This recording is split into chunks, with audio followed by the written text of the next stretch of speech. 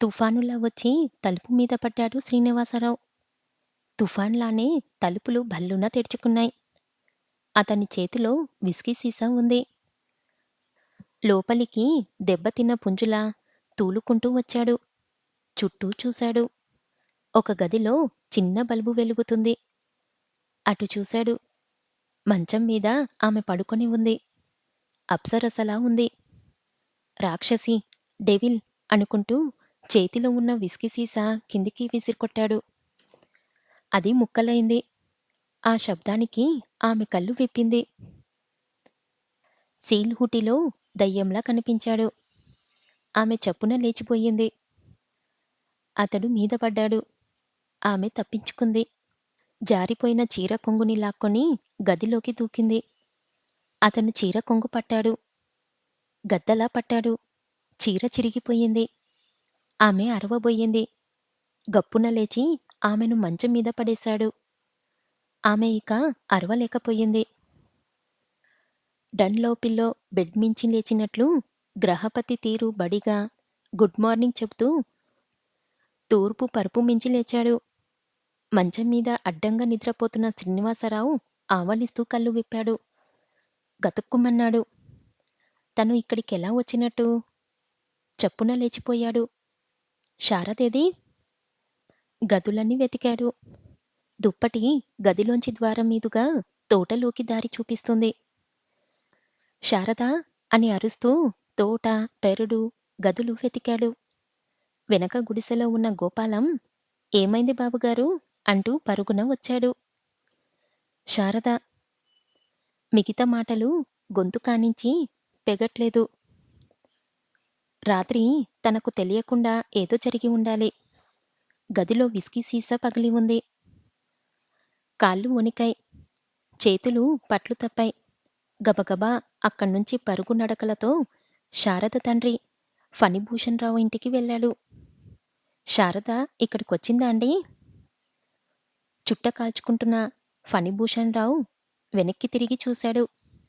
ఇక్కడికెందుకొస్తుంది? వచ్చినా నువ్వు రానిస్తావా? అన్నాడు హుంయంగా. ఏమైంది బాబూ అనుకుంటూ లోపల్నుంచి జానకమ్మ వచ్చింది.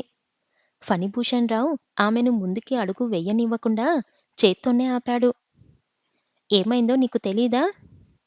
తెలీదండి. నీకు తెలియకుండా ఎక్కడికి పోతుంది? అదే అర్థం కావటం లేదు. ఫణి అతని దగ్గరకు వచ్చాడు. నిజం చెప్పు. ఏం జరిగింది? అని అరిచాడు. రాత్రి నేను పట్నం వెళ్ళి అర్ధరాత్రి అనుకుంటా వచ్చాను. తెల్లారి చూసేసరికి లేదు. అబ్బా వాదనలేమి గాని అమ్మాయి ఏమైందో ఆలోచించరేమిటండి అని ఏడ్చింది జానకమ్మ. పద వెతుకుదాం అని ఫణి శ్రీనిని తీసుకొని బండరామునితో పాటు బయలుదేరాడు. ఫణి, శ్రీనివాసరావు, బండరాముడు కారులో రోడ్డుగట్ర వెతికారు. పొలాలు, తోటలు చూశారు. కొండలు, గుట్టలు కలియ చూశారు. చివరికి కాలువ గట్టంతా గాలించారు. ఎక్కడా శారద జాడ కనిపించలేదు. ఫణిభూషణ్ రావు కళ్ళు అగ్నిగొల్లల్లా మండాయి. పళ్ళు పటపటా కొరికాడు. శ్రీని వైపు కాల్చేసినట్టు చూశాడు. శారద ఎక్కడికి వెళ్ళిందో నీకు తెలీదా? 100 సార్లు చెప్పాను. నాకు తెలీదని. ఫణి చప్పున చెయ్యి ఎత్తాడు. ఏమనుకున్నాడో చెయ్యి దించేసి షర్ట్ పట్టుకొని బరబరా ఈడ్చుకుంటూ పోలీస్ స్టేషన్కి పోయాడు. ఫణిభూషణ్ రావు చెప్పిందంతా విన్నాడు ఇన్స్పెక్టర్. వీడు హత్య చేసి ఉంటాడు. అరెస్టు చెయ్యండి ఇన్స్పెక్టర్ అని కళ్ళనీళ్లతో చివరి మాటలు చెప్పాడు. ఇన్స్పెక్టర్ ఫణి ముంజేతిని తట్టాడు. ఆవేశపడకండి ఫణిభూషణ్ రావు గారు. మెల్లగా నేను అతన్ని కనుక్కుంటాను. మీరిక వెళ్ళరండి. ఫణి అరిస్తూనే లేచాడు. శ్రీనివాసరావు దగ్గరకు వచ్చాడు. నీకు రేపటి వరకు గడువు ఇస్తున్నాను. అమ్మాయి ఈ లోపున కనిపించిందా సరే సరి. లేదా నిన్ను ఉరికంబం ఎక్కించకపోతే నా పేరు ఫనే కాదు అని చరచరా వెళ్ళిపోయాడు. అతను వెళ్ళిపోయిన చాలాసేపటి వరకు ఇన్స్పెక్టర్ మాట్లాడలేదు. ఇప్పుడు నన్నేం చెయ్యాలనుకుంటున్నారు ఇన్స్పెక్టర్ అని శ్రీని అడగడంతో నిట్టూర్పించాడు. నా డ్యూటీ ప్రకారం మిమ్మల్ని అరెస్ట్ చేయాలి.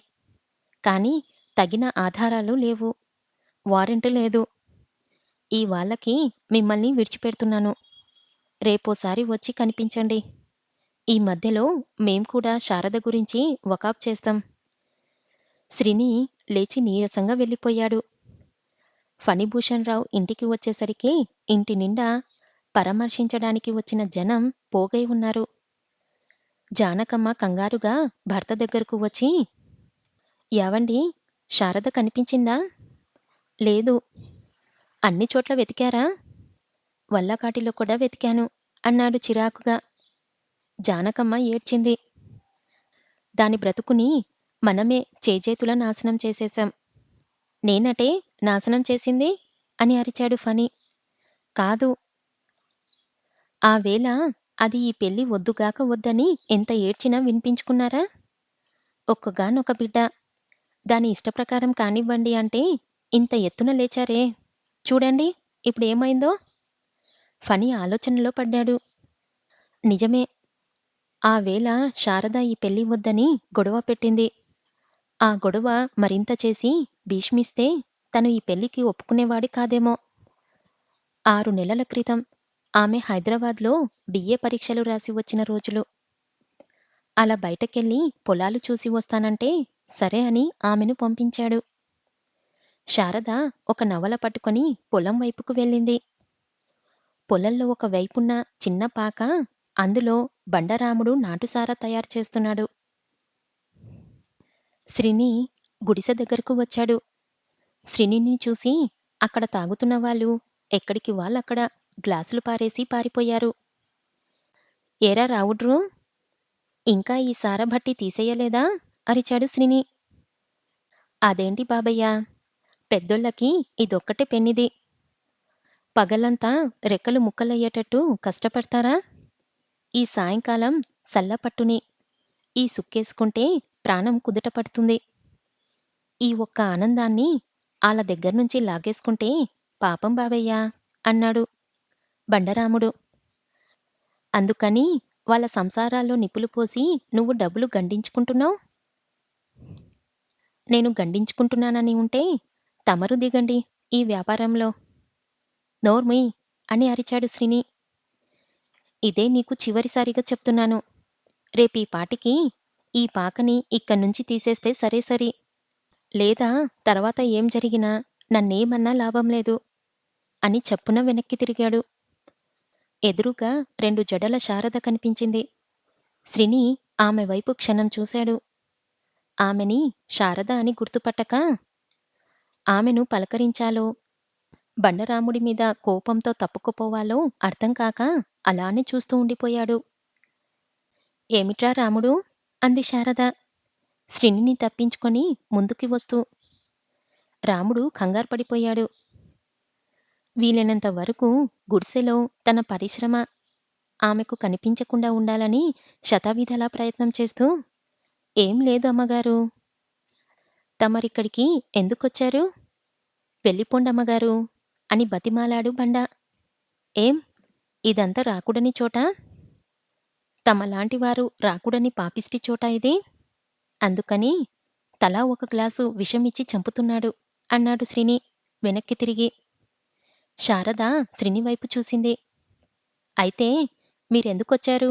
అంది చిరునవ్వుతో.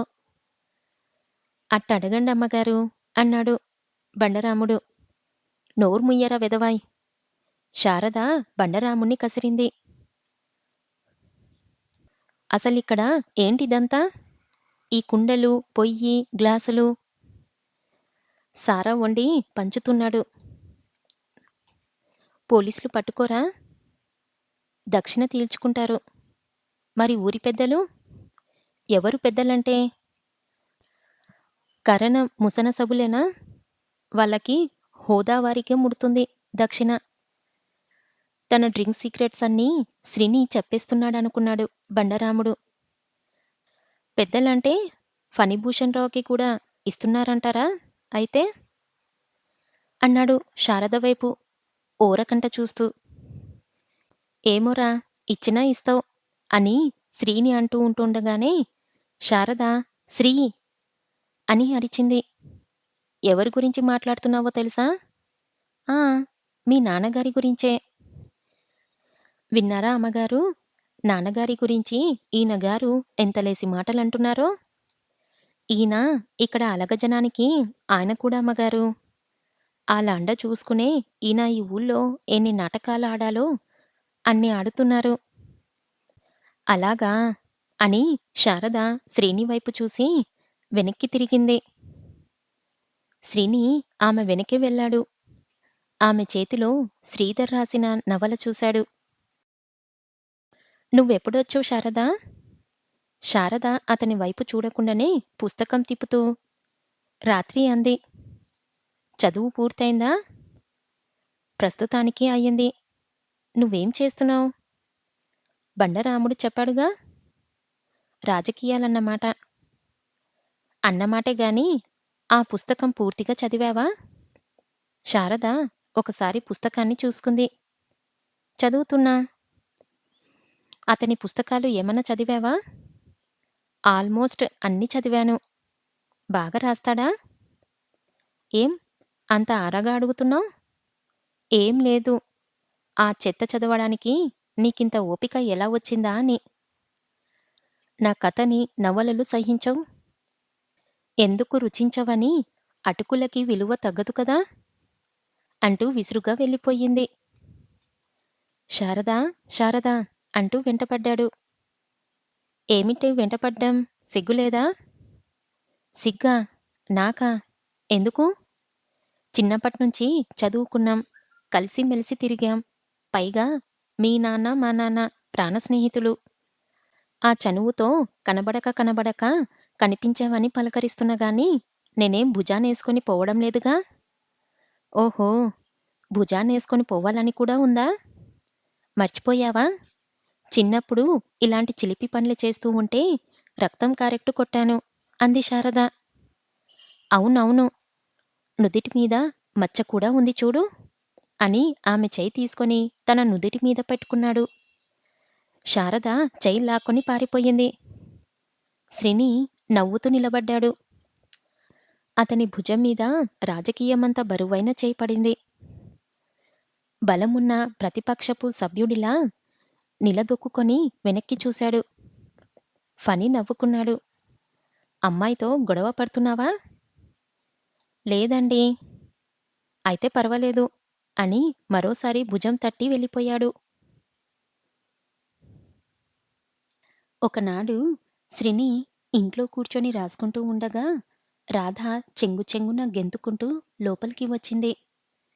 శ్రీని రాసుకోవడం చూసి వెనక్నుంచి వచ్చి కళ్ళు మూసింది. "ఏమిటే రాధా, ఈ చిన్నపిల్ల చేష్టలు? చిన్నదాన్ని కాకపోతే పెద్దదాన్నా? నిలబడు" అని శ్రీని నిలబెట్టి ఇద్దరి కొలతలు చూసింది. "చూశావా? నీకంటే 6 అంగుళాలు చిన్నదాన్ని." "ఆ! ఆ! పెళ్ళై ఉంటే 6గురిని కనేసి ఉండేదానవు" అని శ్రీని కూర్చున్నాడు. "6గుర్నా? My God! సృష్టినే తలకిందులు చేసేస్తున్నావా?" "దేనికి?" "ఇప్పుడు నా వయసెంత? 16. 6గురిని పిల్లల్ని కనాలంటే నేను కనీసం 10వ ఏట నుంచి పురుళ్ళు ప్రారంభించాలి." "ఏడ్చావులే వెధవ! పెద్ద మాటలు నువ్వును. వెళ్ళు, రాసుకోవాలి." రాధ అతని పక్కకొచ్చింది. "బావా, మళ్ళీ ఆ శ్రీనాథ్ మారుపేరుతోనే నవల రాస్తున్నావా?" "ఆ! ఎంత పిరికివాడివి బావా! సొంత పేరు శ్రీనివాసరావు అని సలక్షణంగా ఉండగా ఈ శ్రీనాథ్ పేరేమిటి బావా?" "నువ్వని తెలిస్తే ఊళ్ళో పెద్దలు ఉరేస్తారని భయమా?" "అబ్బబ్బా! నన్ను విసిగించి చంపక. పోవే" అని అరిచాడు శ్రీని. "ఏమిటి? హంటర్ వాలి పిల్ల ఎక్కడుందా అనుకుంటూ ఫణి వచ్చాడు." "అవును తాతయ్య." "నేను తాతయ్యనంటే బంధుత్వంలో బాబాయివి కావచ్చు. మరీ పంచాయతీ ప్రెసిడెంటుగా ఊరు పెద్దవి. అందువల్ల ఊరందరికీ తాతయ్యవి. నాకు డీటోవి. పెద్దక్క కబుర్లు మాని బయటికెళ్ళు. మీరు కూర్చోండి" అని ఫణికి కుర్చీ చూపిస్తూ రాధను బయటకు పంపించి తలుపు దగ్గరకు వేసి వచ్చాడు. చెప్పండి. ఏం లేదు శ్రీని. నేను మీ నాన్న ప్రాణ స్నేహితుల మణి. నీకు తెలుసుగా? శ్రీని తల ఊపాడు. వాడు ఎన్నోసార్లు నాతో అంటూ ఉండేవాడు. ఫణి, నువ్వు నేను ఎప్పుడు వియ్యంకులమవుతాంరా అని. వాడు బతికుండగా అతని పని చేసేద్దామనుకునేవాణ్ణి. కానీ వాడేదో కొంప మునిగిపోతున్నట్టు పైకి పోయాడు అని ఫణి కళ్ళు తుడుచుకున్నాడు. శ్రీని అతని వైపే చూస్తున్నాడు. నా అభిప్రాయం నీకు అర్థమైందనుకుంటున్నాను. మరి మా ఇంటల్లుడువు అవ్వడానికి ఏ రోజు నిర్ణయిస్తావు? శ్రీని చిరునవ్వు నవ్వాడు. మాట తిరిగేశారు. శారదను ఈ ఇంటి కోడలు చేసుకోవాలని అనుకుంటా. నాన్న అభిప్రాయం. ఫణి కూడా నవ్వాడు. అవును. వాడికి శారదను కోడలుగా చేసుకోవాలని, నాకు నిన్ను అల్లుణ్ణి చేసుకోవాలని. ఏమంటావు శ్రీని? ఏదో తియ్యటి ఆలోచనలో కొట్టుకుపోతున్న శ్రీని ఉలిక్కిపడ్డాడు. మీ ఇష్టం. శుభం అని లేచిపోయాడు. ఫణి. ఈ నెల 30 తేదీ రాత్రి 11 గంటలకు ముహూర్తం బావుందండి అన్నాడు శాస్త్రులు ఫణితో. అప్పుడే బయట నుంచి వచ్చిన శారద, ఏమిటి నాన్నా అంది. నీ పెళ్లి ఏర్పాట్లమ్మా అంది జానకమ్మ. శారద గతుక్కుమంది. అక్కడేం మాట్లాడకుండా మేడ మీదికి వెళ్ళిపోయింది. ఆమె వెనకాలే జానకమ్మ కూడా వెళ్ళింది. నా పెళ్లికి ఇప్పుడంత తొందరేమిటమ్మా అంది శారద. లగ్నాలు లేవమ్మా. ఈ ముహూర్తం దాటిందా పుష్కరం వస్తే మళ్ళీ 3 ఏండ్ల వరకు ముహూర్తాలు లేవంట అంది జానకమ్మ. ఏం 3 ఏండ్లు ఆగుతే? మనం ఆగుతాం. కానీ ఆ అబ్బాయి ఒంటరిగాడు. ఎవరా ఒంటరబ్బాయి? శ్రీనివాసరావు. శారద ఉలిక్కిపడింది. ఎవరు? శ్రీనివాసరావు. శ్రీనా అని రెట్టించి అడిగింది శారద. అవునే, అతనికి ఇష్టమైంది. అతని ఇష్టాయిష్టాలు కాదు నాకు కావాల్సింది. నాకు ఇష్టమో కాదో తెలుసుకోనవసరం లేదా? అంటే అంటే నీకు అతనంటే ఇష్టం లేదా? అతనంటే ఇష్టం లేకపోవడం కాదు. నా పెళ్లి అతనితో ఇష్టం లేదు. అసలు నా పెళ్లి విషయం నన్ను కనుక్కోకుండా నిశ్చయం చేయడానికి మీకు అధికారం ఉందంటే అది మీరు నన్ను కన్న అధికారమేనా? శారదా, ఏమిటమ్మా నువ్వనేది? అనుకుంటూ ఫణి వచ్చాడు. నాకీ పెళ్లి ఇష్టం లేదు. చేసుకోను అంది శారద ఖచ్చితంగా. ఎందుకు? అంత ఖచ్చితంగానే అడిగాడు ఫణి. రేపు మీకు కలగబోయే మనవడో, మనవరాల్లో నా అదుపాజ్ఞల్లో పెరుగుతారు కాబట్టి. అంటే తల్లిదండ్రులుగా మాకు ఏ బాధ్యత నీ గురించి లేదంటావు. అదే నేను అడుగుతున్నాను నాన్నా. నాకు కలగబోయే సంతానం పట్ల నాకు ఏ బాధ్యత లేదంటావా? ఏమిటి నీ బాధ్యత? తల్లిదండ్రులు తెచ్చిన సంబంధం కాదనడమా? నీ బాగోగులు ఇంతప్పటి నుంచి చూస్తూ కళ్ళల్లో పెట్టుకొని పెంచి పెద్ద చేసిన నా మాట కాదనటమా? నా ప్రశ్ననే నువ్వు తిప్పి అడుగుతున్నావు నాన్నా. ఇంతప్పట్నుంచి నా బాగోగులు చూస్తూ కళ్ళల్లో పెట్టుకొని పెంచిన నీ కూతురి మాటను కాదనటమేనా? మీ బాధ్యత నన్నెందుకు అర్థం చేసుకోరు? అర్థం చేసుకోపోవడానికి ఇదేం అర్థం కాని సమస్య అయితే కాదా? చెప్పు. ఈ పెళ్ళికి నీ అభ్యంతరం ఏమిటి? జానకమ్మ మధ్యలో కలిగించుకుంది. అబ్బా! మీరుండండి. మీరు మరీ ఇంత కంగారు పెట్టేస్తున్నారు దాన్ని. కంగారు పెడితే కంగారు పడిపోవడానికి అదేం చిన్నపిల్ల కాదే. మైనారిటీ తీరిపోయి 2 ఏండ్లయింది. శారదకు ఈ ఎత్తు పొడువులు ముల్లుల్లా గుచ్చుకుంది. ఆ మాత్రం గుర్తున్నందుకు సంతోషం. మేజర్ అయ్యాక నాకు స్వతంత్రం వచ్చిందని కూడా మీకు తెలిసే ఉండాలి కదా! అబ్బా! ఏమిటండి మీ రాద్ధాంతం? మీరెళ్ళండి. దానికి మెల్లగా నచ్చచెప్పి ఒప్పిస్తానంది జానకమ్మ. నచ్చచెప్తే ఒప్పుకునేందుకు నేనేం చిన్నదాన్ని కాదమ్మా. మైనారిటీ తీరిపోయిందంట. నేనాఖరిసారిగా చెప్తున్నాను. నాకీ పెళ్లి ఇష్టం లేదు. ఇష్టం లేదు, ఇష్టం లేదు. చేస్తారో మీ ఇష్టం. అంటే నా ఇష్టానికి వ్యతిరేకంగా చేస్తే చస్తాననేగా నీ బెదిరింపు? పళ్ళు బిగించాడు ఫణి. ఆత్మహత్య చేసుకునేంత భయస్థురాల్ని కాదు నాన్నా. అమ్మా శారదా! ఎందుకీ వాదనాలు, మంకుపట్టు? పోనీ నీకతను ఇష్టం లేదు చెప్పు. నీకు ఇష్టమైన సంబంధమే చూస్తాం అంది తల్లి. నోర్ముయ్ అని అరిచాడు ఫణి. ఎవడే నీకీ పెద్దరికమిచ్చాడు? దానికి ఇష్టం లేకపోతే మరో సంబంధం చూస్తుందంట. ఇచ్చిన మాట తప్పడానికి నీ మొగుడేం చవట కాదే. మర్యాద మట్టిలో కలిసిపోతుంటే చూస్తూ ఊరుకోవడానికి వీడు ఫణిభూషణ్ రావే. శారద కూడా ఆ ఫణిభూషణ్ రావు కూతురే. ఆ విషయం మర్చిపోకండి. నోర్ముయ్ అని ఫణి చెయ్యెత్తాడు. యావండీ అంటూ అడ్డుపడింది జానకమ్మ. ఏం ఆగిపోయావేం? కొట్టు నాన్నా అని శారద తండ్రి చేతులు పట్టుకుంది. నాన్నా 20 ఏండ్ల క్రితం నాకీ జన్మనిచ్చావు. ఈ 20 ఏండ్లు నాకే లోటు కలగనివ్వకుండా నా భావాల్లో నన్ను స్వతంత్రంగా పెరగనిచ్చావు. నేను ఏదడిగినా కాదనలేదు. నన్ను ఏ కోశానా శకించలేదు. ఇవాళ ఇప్పుడు ఒకే ఒక కోరికను కోరుకుంటున్నాను నాన్నా. నాకు నా నూరేళ్ల జీవితాన్ని ప్రసాదించు నాన్నా. భగవంతుడా!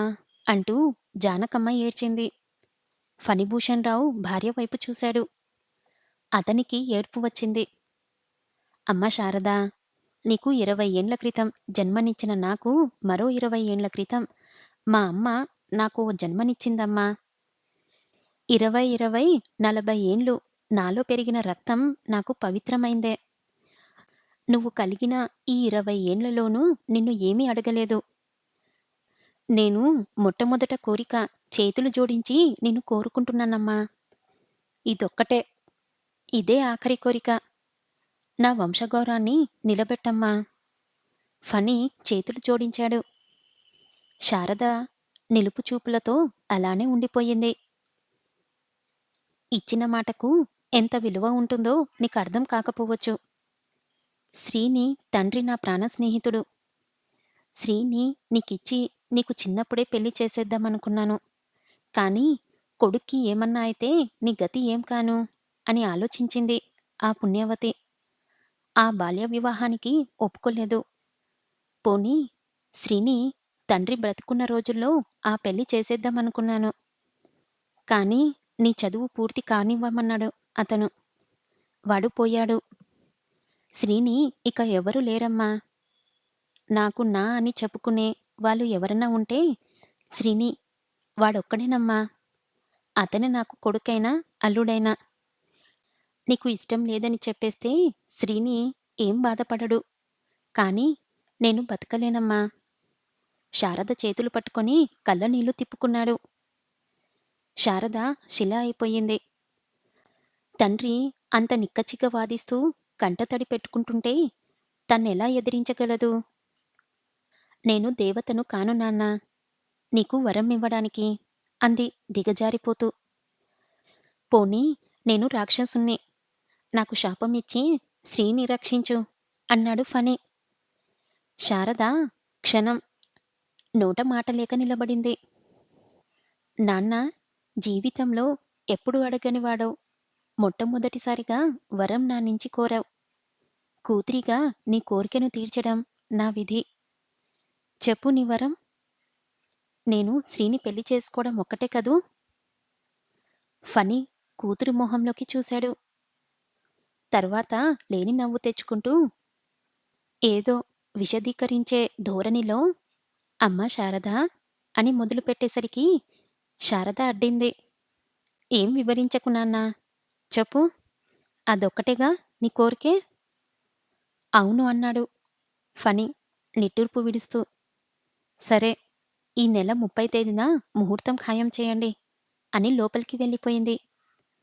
30 తేదీన ఆ ఊరంతా ఓ స్వర్గంలా తయారైంది.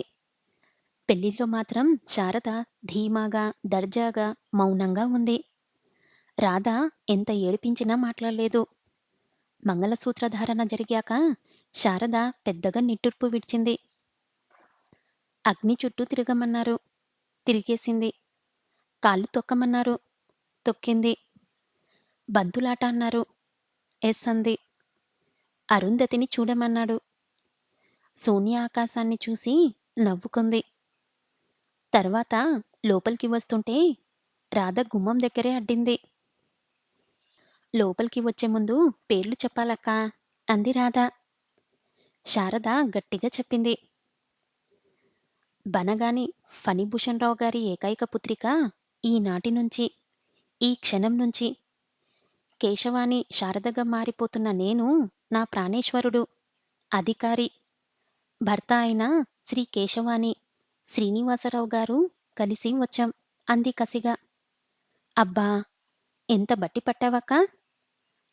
పారాణిక నాటకం డైలాగులా అంది రాధ నవ్వుతూ. ఎవండి బావగారు, తమరు ఎవరితో వచ్చారో చెప్పండి అంది శ్రీని.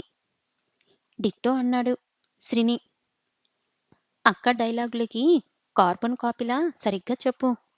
"ఉమ్, నేను శారద అన్నాడు శ్రీని క్లుప్తంగా. ఫణిభూషణ్ రావు తృప్తిగా నిట్టూర్పు విడిచి కళ్ళు తుడుచుకున్నాడు. అలా కొయ్యబొమ్మలా కూలబడిపోయారేమిటండి? పోనీ హైదరాబాదు ఫోన్ చేసి ఏ స్నేహితుల ఇంటికన్నా చేరిందో ఏమిటో కనుక్కోండి. ఫణిభూషణ్ రావు చప్పున లేచి Hyderabad, Vijayawada, Visakha phone calls book చేశాడు. గది తలుపులు బిగించుకొని ఫోన్ దగ్గరే కూలబడిపోయాడు. 3 రోజులైనా శారద జాడ తెలీలేదు. శ్రీని భయం కంటే బాధ ఎక్కువ అయింది. ఇంతలో బయట ఎవరో పిలిచారు. శ్రీని బయటకెళ్ళి సామాన్ తీసుకొని చూసుకున్నాడు. ఏమిటి బావా అనుకుంటూ రాధ వచ్చింది. ఫణిభూషణ్ గారు నా మీద కేసు పెట్టారు. అల్లుడి మీద కేసా? ఇప్పుడంటే అల్లుణ్ణయ్యాను గాని ఇంతకుముందు ఎప్పుడు కూడా ఆయనకు విరోధినేగా. ఏమిట్రా ఇదంతా అనుకుంటూ రాధ తండ్రి వచ్చాడు. ఏముంది మామయ్య, పాత విరోధం తిరగబడింది. అసలు మనకా సంబంధం వద్దు మొర్రో అంటే వినిపించుకున్నావు కాదు. తండ్రికి మించిన పొగురుంది ఆ పిల్లకి. ఒక్కనాడైనా నిన్ను నిలబడి నీళ్లు తాగించిందేంట్రా? డబ్బున్న వాళ్ళైతే ఉన్నవాళ్ళతో చేసుకోవాల్సింది. మధ్య మన ప్రాణం తీయడం దేనికి? అన్నాడు రాధ తండ్రి గోపాలరత్నం. సరే, అయిందెలాగో అయ్యింది. ఇప్పుడు పీకల మీదికి వచ్చింది. ఏం చెయ్యాలి? అంది రాధ. ఏం చేస్తాడు? వీడే ఆ పిల్లను ఏదో చేసి ఉంటాడని రుజువు చేస్తాడు. దాంతో వీడికి జైలు, మనకి ఏడుపు. సరే, ఈ ఫణిభూషణ్ రావు ఎంతవరకు ఎగురుతాడో నేను చూస్తాను. పదరా పట్నం వెళ్ళొద్దాం. దేనికి? మంచి లాయర్నొక్కన్ని చూసి ఆ ఫణి బ్రతుకు మొదట్నుంచి కోర్టులో బట్టబయలు చేద్దాం. వద్దు మామయ్య, నాకే లాయరు వద్దు. వద్దంటే ఎలారా? రేపు శిక్ష పడితే అఘోరించేదెవరు? శిక్షెందుకు పడుతుంది? శారదను నేనేదైనా చేస్తే కదా. నువ్వేం చెయ్యలేదంటే మేం నమ్ముతాం. కోర్టు నమ్మొద్దు. మొండి వాదన వెయ్యక నడు. కోర్టులో వాదించి పరువు తీసుకుంటావా? ఇప్పుడు పరువెక్కడుందిరా? పరువేమన్నా పోతే ఆ ఫణిది పోవాలి. అర్ధరాత్రి కాడ ఎవరితోనో చెప్పకుండా ఎవరితోనో లేచిపోయిందని ఎదురు వాదించాలి. మామయ్య, శారద మీద అలాంటి అపనింద వెయ్యటం. అవతల పీకల మీదకి వచ్చేస్తుంటే అపనింద అంటూ ఆడదాండ్ల భయపడతావేంట్రా? అయినా నీకేమిట్రా అపనింద? వస్తే ఆ ఫణికి వస్తుంది. లేదా ఆ పిల్లకొస్తుంది. అదే జరగకూడదు మామయ్య. అంటే ఆ పిల్ల తిరిగొస్తే ఏలుకుంటావు. శ్రీని సమాధానమివ్వలేదు. ఏరా, ఏలుకుంటావా? మాట్లాడవేం? తప్పేముంది? ఓరి త్రాష్టుడా! అర్ధరాత్రి ఎవరితోనూ చెప్పకుండా ఎక్కడికో పోయిన ఆడది తిరిగొస్తే ఏలుకుంటావా? చిచి! ఇంత చవట అనుకోలేదురా! ఒకవేళ ఆ విధంగా చేస్తే నీ ముఖం చూసేది లేదు అని గోపాలరత్నం సర్రున తిరిగి వెళ్ళిపోయాడు. రాధ శ్రీని వైపు చూసింది. కాసేపు రెస్ట్ తీసుకుంటాను. నువ్విక వెళ్ళు రాధా! రాధ ఒక నిట్టూర్పు విడిచింది. బావా! శారదక్క తిరిగొస్తే ఇంటికి రానివ్వవు. అలా ఎందుకనుకుంటున్నావు రాధా? తన మనసు బాగుండక ఏ ఊరున్నా వెళ్ళిందేమో. దానికి అంతా ఇంత రాద్ధాంతం ఎందుకు చేస్తున్నారో అర్థం కావటం లేదు. ఎక్కడికెళ్ళినా నీకు ఉత్తరం రాయొచ్చుగా? రాయదు. తన సంగతి నాకు బాగా తెలుసు. రాధ లేచి నిలబడింది.